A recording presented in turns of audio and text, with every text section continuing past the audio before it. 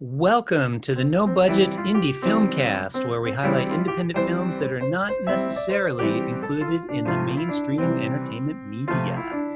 My name is Milo Dennison, and with me, as always, are my most excellent co-hosts, Cathal Feeney and Claire Milan. All right, today I'm going to do the intro for today's film because this was my pick, sort of. And today we are going to be talking about a film called The Rat. And The Rat, how to describe The Rat? It's a short film made by a writer and director named Carleen May Mann. And the description is it's Halloween night, so it's got a couple, they're going on to a Halloween party. It's 1984, according to the description, and they decide to stop off at like a abandoned house to get frisky with one another on their way to the party, and horror film type stuff happens, I guess is the best way to describe it. I don't want to, it's hard to just, it's hard with horror films because you don't want to give away too much, but you kind of have to, I guess, a little bit too. Okay, guys, who wants to go first? Hands? Claire? Okay. I didn't like this film at all. I thought it was written by a man originally because I wasn't sure if the name Carolyn was a woman or not. I didn't think it was very much horror to it, more disturbing, just with certain theme in it. And it's funny because I think it was intentional the way the writer director did this film, and I think it was kind of, there's a kind of a, I spoil it, I don't know, sexual assault. Yeah, should we say, okay, so Yeah. to our audience, you can view the film on YouTube. It's called The Rat, by that name, and I think we should agree to spoil it. Is that okay? Yes. Yeah. Spoiler alert. Spoiler alert. Yeah. Carl, can we get a thumbs up from you since we can't hear you? Yeah. So we'll probably give away a lot, audience, but by giving away a lot, I don't think you're going to miss a lot.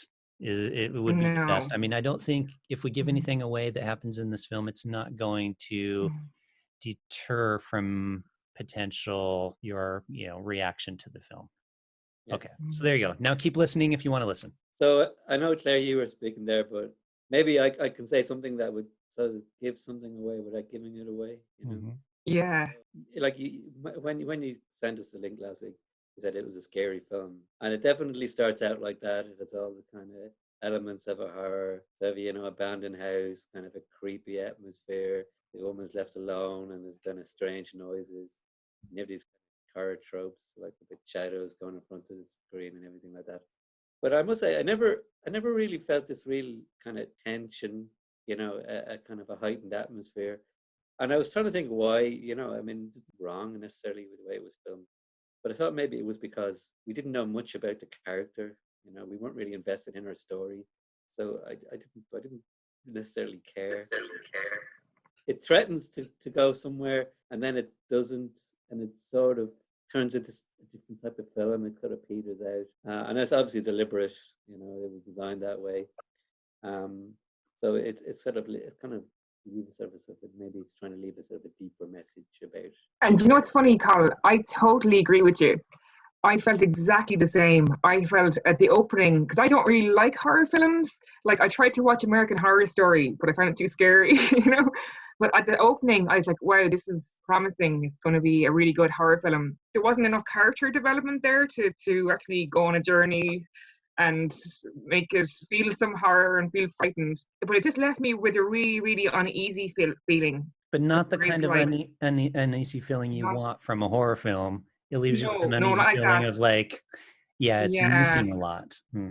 It's disturbing because it's like it goes into, like, the girl is not raped, but it goes towards that territory, which I found really disturbing. But it left me with a very, very uneasy feeling. But I looked up an interview with the director afterwards, and I think that was her intention, was to leave you with the feeling I experienced watching this. Yeah, that she went along with it even though she didn't want to, and it's just left me really kind of disturbed, not in a horror film way, but just really, really uneasy, And I'm so surprised it's going to Sundance. For me, Sundance is like the ultimate film festival to get into. It's so prestigious.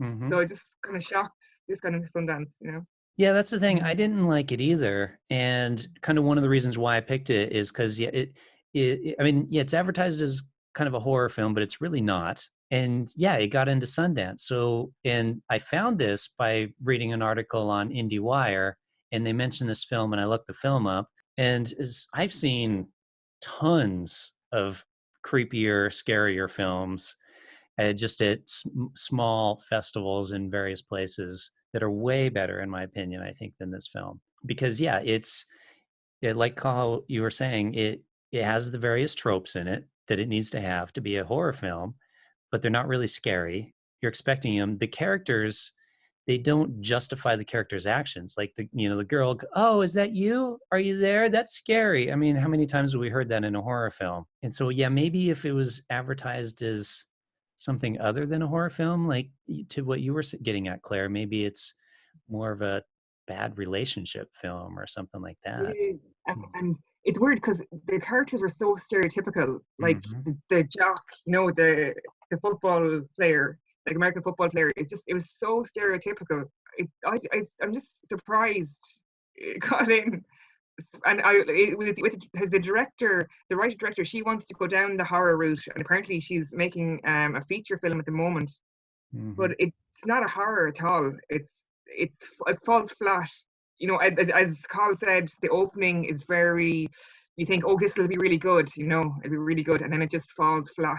I don't know if you looked at the comments under the video, Mm-hmm. but there's a director's statement which I read, and it talks about issues of trust. I think this film that's she tries to deal with, and she references horror films that I suppose have influenced her in the past. Rosemary's Baby, for instance, which was Roman Polanski, and we all know about him, Mm-hmm. and that the fact that it was directed by a man. A lot of films were directed by men, and she wanted to show something from a woman's point of view. And I guess this is very much from a woman's point of view, that it's sort of the real life kind of experience of having to be with somebody and not sure if you trust them anymore. Can you trust them? And maybe this was a kind of a traumatic experience for her, and maybe it left. And that's the way I felt when I watched it, and I think that was her intention. I don't think her intention was to absolutely terrify you. I think her intention was to show when there's trust issues, and in that respect, she's very successful, because for me, I finished the film, I just felt very uneasy, Mm-hmm. and I think that was her intention, the writer director. So did you feel like she ended it up on a bit of an up note though, with because they have the next day with the girl, and Running. yeah, and it kind of implies that she's, I don't know, running out of it, or getting it out of her system or something. I don't know.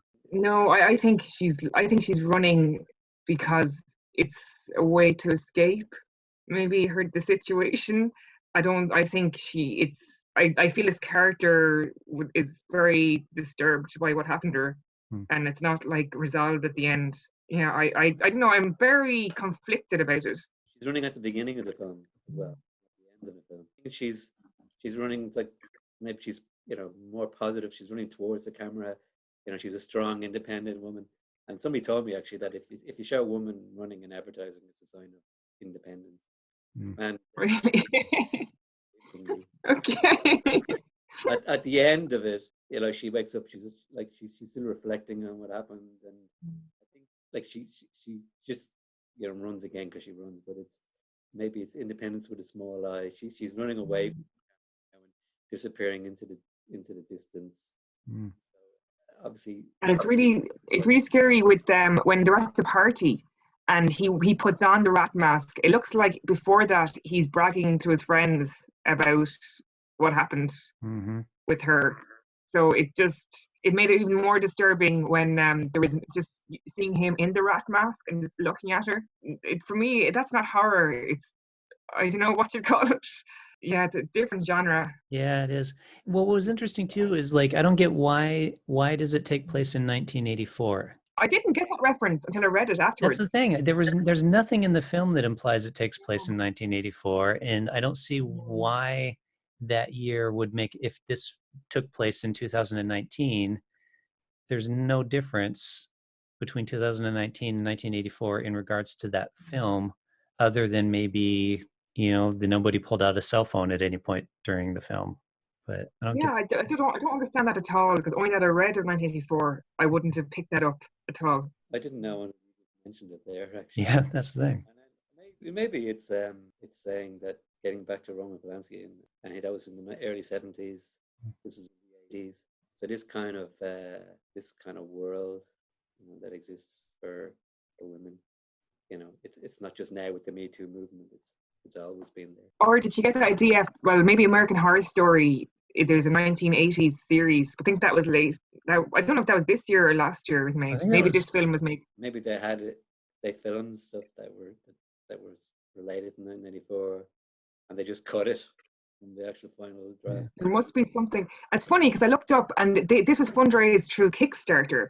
So their target was $15,000 and they raised just over $17,000. So this film was made for around 15. If I had 17,000, I feel like I could make a better film than this. With yeah, exactly. And I was surprised it was written by a woman. I was thinking, oh, this is written by a man, so I was surprised and actually found out it was a woman. Yeah, because it's obviously not a horror. You say it's kind of a psychological sort of drama. Psychological drama. I think I'd be interested to see what Carlin May Mann does next. Yeah, because she's making feature films. So I want to see, was this just an experiment, and was this her intention to make you feel uneasy, like what I felt, rather than making an out-and-out horror. So I want to see what this woman does next. Yeah, she's done a few shorts, and so it'll be interesting to see when she makes the transition to feature films. Yeah. Okay, ratings. 1 out of 5. I'll give 2. Sorry, you cut out. 3.5. So 3.5 from Cahill, 2 from Claire. Is that what that was? Yeah. Or did you say 2.5? No, 2. 2 from Claire, 3.5 from Cahill. I'm leaning towards Claire. I'm going to go 2 on this as well. So, almost 3 on an overall average there. So, not the highest recommended movie we've done on this show, but go out and see it and let us know what you think on the various comment methods. With that, I guess it's time for us to wrap up. So we'll say goodbye.